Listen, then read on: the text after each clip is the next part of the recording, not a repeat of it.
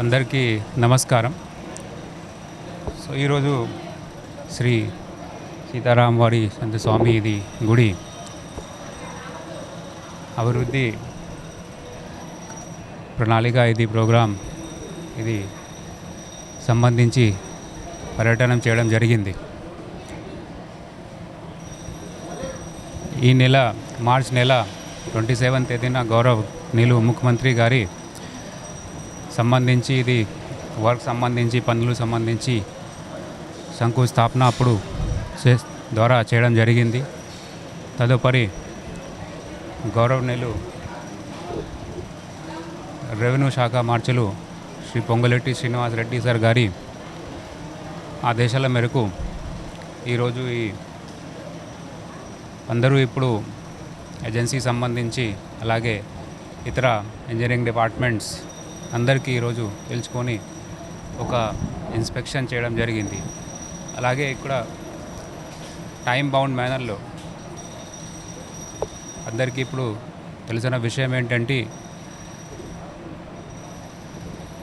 Next year ఇది గోదావరి పుష్కరాలు ఉంటుంటుంది ప్రతిష్టాత్మకంగా.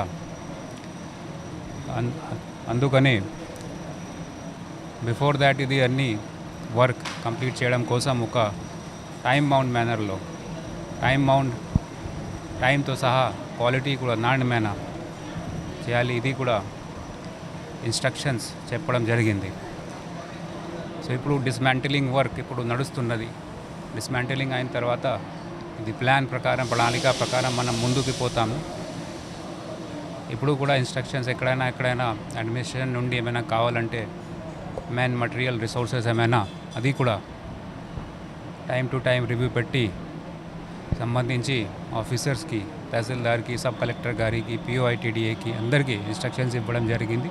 మనం ఇక్కడ అందుబాటులో ఉన్నాము. ఇది అన్ని ఆస్పెక్ట్స్ సంబంధించి అన్ని అంశం కోసం.